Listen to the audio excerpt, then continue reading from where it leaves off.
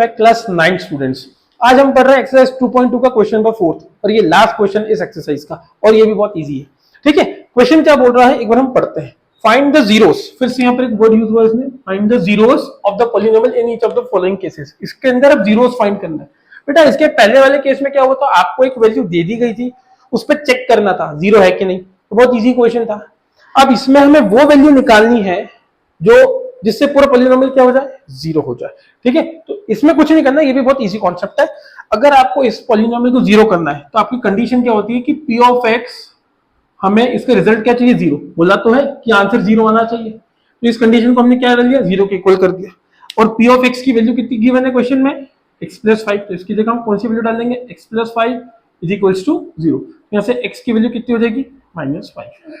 ये इसका सिंपल सा आंसर होगा।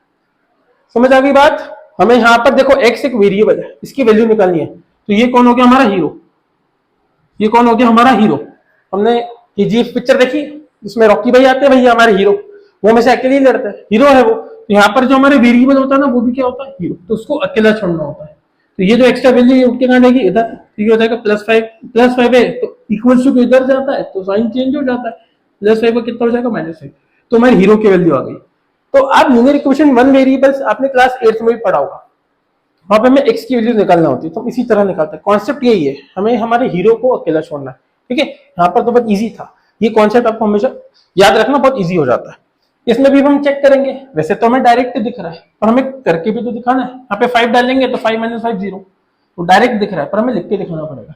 ठीक है, तो फिर से क्या हम काम करेंगे, हमें जीरो निकालना है, तो पी ऑफ एक्स किसके इक्वल रख देंगे हम, जीरो के इक्वल। ठीक है, और पी ऑफ एक्स की वैल्यू कितनी है हमारे पास, x - 5।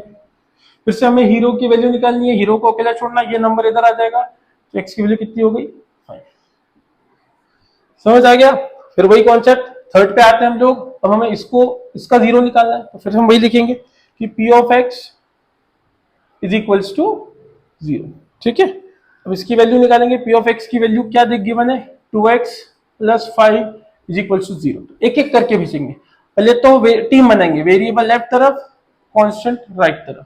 समझ आ गया, टीम बना दी, वेरिएबल लेफ्ट तरफ, कांस्टेंट राइट तरफ। अब हीरो की वैल्यू निकालनी, हीरो अकेला होना चाहिए, इनके बीच कौन सा साइन है, मल्टीप्लाई। कौन सा साइन है, मल्टीप्लाई, तो ये उधर जाएगा तो क्या हो जाएगा, डिवाइड, -5/2। तो इसका आंसर होगा। याद रखना, हमें हीरो की वैल्यू निकालना है तो हीरो को बस अकेला छोड़ना है, और एक्स हमारा यहाँ पर हीरो है, सिंपल सी बात।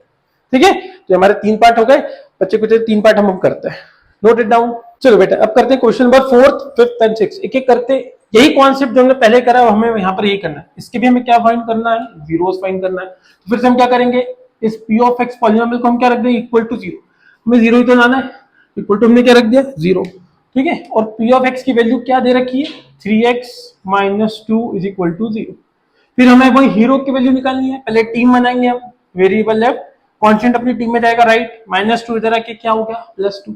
हमें x की वैल्यू पे फोकस करना है, x को अकेला छोड़ना है, 3 को हटाना पड़ेगा, तो मल्टीप्लाई में तो कहां जाएगा, डिवाइड में। तो x की वैल्यू यहां से क्या मिल गई हमें, 3/2, सॉरी 2/3। x की वैल्यू में क्या मिल गई, 2/3। समझ में आ गया। चलो नेक्स्ट हम करते हैं, फिर से हमें क्या करना है, इसका जीरो निकालना है, तो P of X equal to क्या रखना है हमें, 0। पी ऑफ एक्स की वैल्यू कितनी दे रखी, 3x इज इक्वल टू 0। फिर से हमें हीरो की वैल्यू निकालनी है, हीरो को अकेला छोड़ना है, तो 3 का जाएगा 0 के अपॉन में, any number divide by 0 is always 0। तो x की वैल्यू कितनी आ गई, 0 आ गई। समझ आ गए, हम x 0 रखेंगे तो उसका 0 आ गया।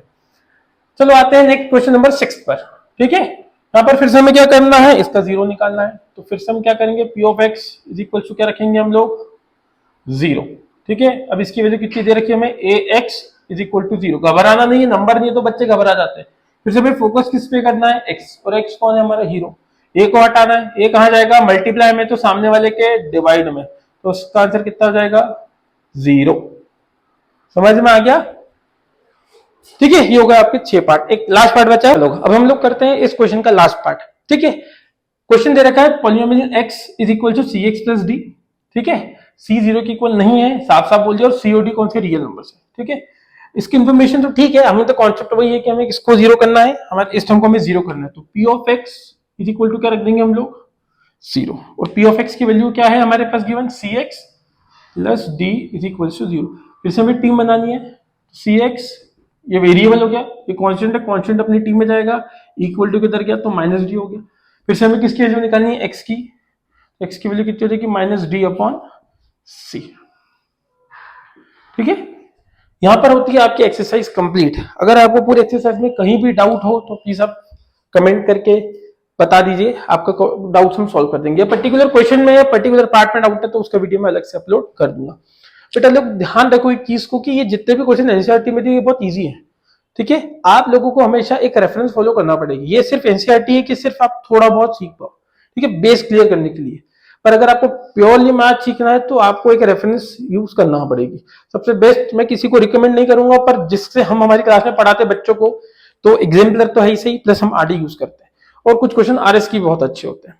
ठीक है, पर पर्टिकुलर हम आरडी शर्मा को यूज करते हैं। अगर आप लोगों में से कोई चाहता है कि उससे आरडी शर्मा या बैच ज्वाइन करनी है जिसके अंदर हम एनसीईआरटी के साथ साथ बड़े बड़े क्वेश्चंस, एडिशनल क्वेश्चंस भी कराते हैं जो आपके एग्जाम्पलर के होते हैं, जो आपके आरडी शर्मा के होते हैं, उससे आप मैथ्स काफी हद तक अच्छा सीख सकते हैं।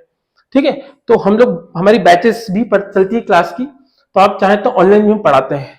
तो अगर आपको कुछ ऐसा लगे कि आपको बैच ज्वाइन करनी है, आपको कुछ अच्छा करना है तो प्लीज हमें कॉन्टेक्ट करिए। ठीक है।